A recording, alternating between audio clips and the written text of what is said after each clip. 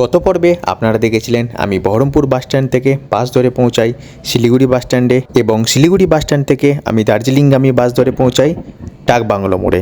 সেই ডাকবাংলো মোড় থেকে আমাদের হোমস্টে দাওয়াইপানিতে যাওয়ার জন্য আগে থেকেই গাড়ি বলা ছিল, ভাড়া পড়েছিল 900 টাকা মতো। আজ আমরা এই গোটা দাওয়াইপানি গ্রামটাকে ঘুরে দেখাবো এবং তার সাথে সাথে থাকছে হোমস্টের চমৎকার খাওয়া দাওয়ার দৃশ্য। তার সাথে সাথে বলে দেবো এই দাওয়াইপানি থেকে সাইট সিনের জন্য কোথায় কোথায় যাওয়া যায় এবং তার গাড়ি ভাড়াই বা কত। দেখুন আমাদের ব্রেকফাস্টে আছে লুচি আর আলুর তরকারি। ব্রেকফাস্ট সারার পর আমরা একটু ঘরে রেস্ট নিই এবং তারপরে চলে যাই স্নানে। এখন আমি এখানে একটু লাঞ্চ করে নেবো, লাঞ্চ করার পর তারপর বেরোবো এই গ্রামটিকে একটু এক্সপ্লোর করতে এবং আশেপাশে ঘুরতে। সামনে এই জঙ্গলটিতে একবার যাওয়ার প্ল্যান আছে। আর জাস্ট জঙ্গলের ভিউটা দেখুন। যাবো তো অবশ্যই জঙ্গলের ভেতরে। এই দাওয়াইপানিতে একদিনই আছি, আগামী দিন সকালে আরেকটু ঘুরবো, তারপর চলে যাব বাড়ির উদ্দেশ্যে। চলুন, লাঞ্চ রেডি হয়ে গেছে। 170 টাকা না লাঞ্চ সবাই জোগাড়যন্ত্রী চলছে। 3টে আইটেম চলে এসছে। এখন দুপুরে ডিম রয়েছে এবং রাত্রে হবে চিকেন। আসতে দিন খাবারটা, তারপরে দেখাবো। চলে এসছে আমাদের লাঞ্চ। লাঞ্চে কী কী আছে আমি দেখাচ্ছি। এই যে এখানে আছে ডাল এবং ভাত নিয়ে ফেলেছি।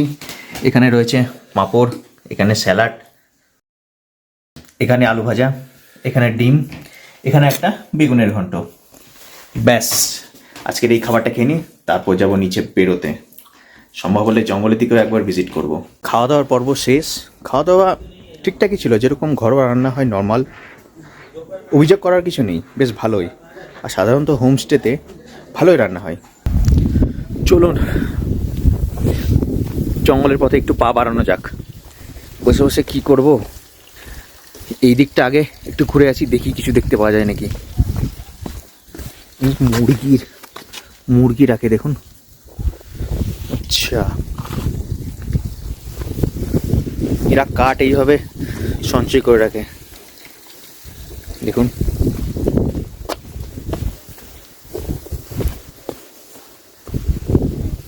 গ্রামীণ পথ দেখুন এখানকার কেমন, প্রতি একটা রাস্তা ঢালাই করে রাখা আছে। এখানে নিকাশি ব্যবস্থা জলের দেখুন কি সুন্দর চলে যাচ্ছে এই পাহাড়ি জীবন।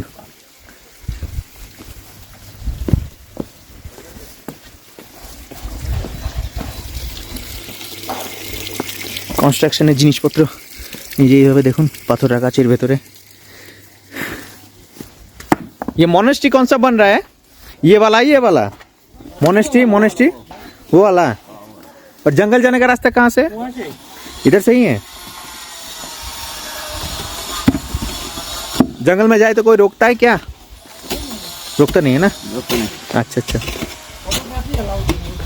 हाँ। अच्छा, फोटो वीडियोग्राफी अलाउ नहीं है। अच्छा, कौन सा सेंचुरी है? सिंचल ना, यही सिंचल वाला है। और ये जो तार से गिरा हुआ है यही वाला? ये पब्लिक प्रॉपर्टी है। अच्छा। আচ্ছা, এরা বলছে যে জঙ্গলের দিকে যাওয়া যাবে কিন্তু ভিডিওগ্রাফি করা যাবে না।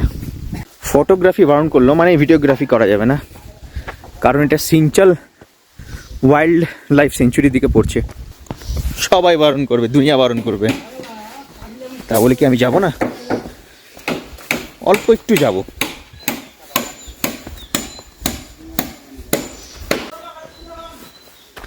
চায়ের বাগান না চায়ের গাছ আছে, এই যে এগুলো চায়ের গাছ। এই যে রাস্তাটা এখান দিয়ে চলে গেছে এই জঙ্গলের ভেতর দিয়ে সোজা। এখানে বললো ফটোগ্রাফি আর ভিডিওগ্রাফি অ্যালাউ নেই, এখানকার গ্রামের লোকালরাই বলছে, কারণ জঙ্গল তো। আর এখানে চিতাবাঘ, ভাল্লুক ইত্যাদি এগুলো রয়েছে।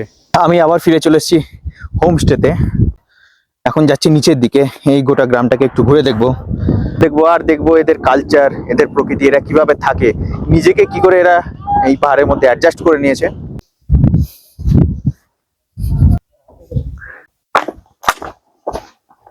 একটা নতুন বড় ট্যাঙ্কি হচ্ছে, দেখুন ট্যাঙ্কি সাইজটা। গ্রামটা অনেক নিচে পর্যন্ত নেমে গেছে, এখানে গাড়িও আসে দেখুন। আর ওটা সম্ভবত হলুদের গাছ, হলুদের পাতা মতো লাগছে। সর্ষের গাছ, যেটা সর্ষের ফুল, এটা সর্ষের ফুল।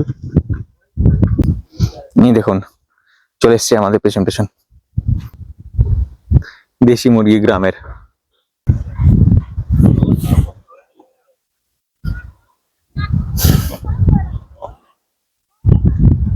শুয়োর চাষ করে এখানে অনেক মানুষে, অনেক বাড়িতেই এরকম ছোট ছোট ঘর বানিয়ে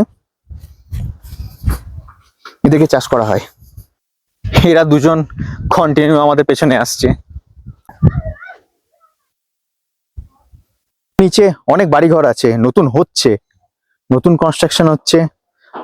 এখানে হোমস্টেও অনেক তৈরি হচ্ছে, যা দেখে মনে হচ্ছে চায়ের গাছ। এটা জল গেছে, জলের পাইপ। দেখুন এখানে চাষ করেছে।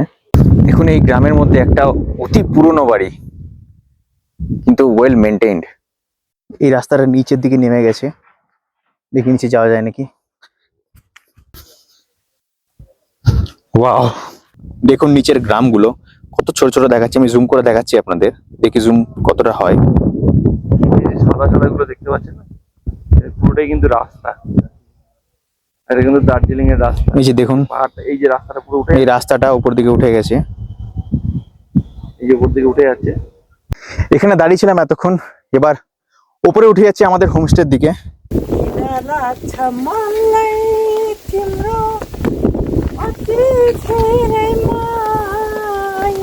এখন প্রায় সন্ধে হয়ে গেছে, আর সন্ধ্যের সময় দার্জিলিং ম্যাল থেকে শুরু করে পুরো দার্জিলিং শহরটা অমায়িক লাগছে, জাস্ট দেখতে অমায়িক লাগছে। চলুন বাইরে থেকে আপনাদেরও দেখাই।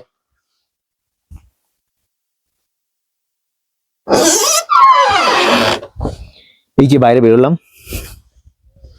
আর সামনে দেখুন পুরো দার্জিলিং টাউনটা। এখান থেকে শুরু করি, এই যে এখান থেকে শুরু হচ্ছে দার্জিলিং টাউন। মাঝখানে একটা ছোট্ট গাছ পড়ছে, ওর জন্য দেখা যাচ্ছে না।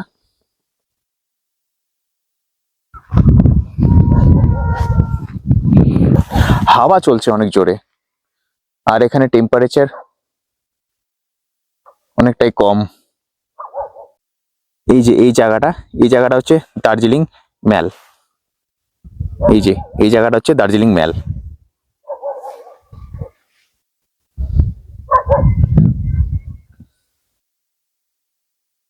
সন্ধে হয়েছে, আর সন্ধ্যের সময় চলে এসছে আমাদের ইভিনিং এর স্ন্যাক্সে রয়েছে ভেজ পকোড়া, চাটনি, এদিকে চিনি রয়েছে, আমরা চিনির দিকে অতটা ঝুঁকবো না। আর এদিকে রয়েছে চাটা অমায়িক হবে, তার সঙ্গে ভেজ পকোড়া এবং চাটনি। চলুন এটা টেস্ট করা যাক, তারপরে আবার আসছি ফিরে। আমার মতো এইভাবেই আপনারা পায়ে হেঁটে দাওয়াইপানি গ্রামটিকে একবার ঘুরে দেখতে পারেন, আশা করি ভালো লাগবে। পরের দিন আপনারা খুব সকাল সকাল ঘুম থেকে উঠে যান, রেডি হয়ে যান সাইট সিনের জন্য। এবার বলবো দাওয়াইপানি থেকে আপনারা কোথায় কোথায় সাইট সিনে যেতে পারেন। সবার আগে চলে যাবেন আপনারা দাওয়াইপানি ভিউ পয়েন্টে, ওখানে সবাই চেনে, আপনাদের কোনো রকম অসুবিধা হবে না। তারপর আপনারা চলে যাবেন লামাহাট্টা ইকো পার্ক, সেখানে একটি সুন্দর পাইন বন রয়েছে এবং রয়েছে ছোট্ট একটি লেক। তারপরে আপনারা চলে যেতে পারেন তিনচুলে, তারপর পেশক গার্ডেন, এবং পারলে পেশক ভিউ পয়েন্টে চলে যাবেন, সেটি অত্যন্ত সুন্দর জায়গা। এই এতগুলো ভিউ পয়েন্ট কভার করতে একটি ছোট গাড়ি সম্ভবত 800 থেকে 1000 টাকা ভাড়া নিতে পারে, এবং বড় গাড়ি হলে 1500 থেকে 1800 টাকা ভাড়া নিতে পারে। এবার বলবো আপনারা দাওয়াইপানিতে আসবেন কি করে। শিলিগুড়ি থেকে আমার মতো আপনারা কেটে কেটেও আসতে পারেন, আবার শিলিগুড়ি থেকে ডাইরেক্ট গাড়ি রিজার্ভ করেও আসতে পারেন। এছাড়া আপনারা যদি হোমস্টের সঙ্গে আগে থেকে কথা বলে রাখেন, তাহলে হোমস্টে থেকেই নিউ জলপাইগুড়ি কিংবা শিলিগুড়ি পর্যন্ত গাড়ি পাঠিয়ে দেওয়া হয়।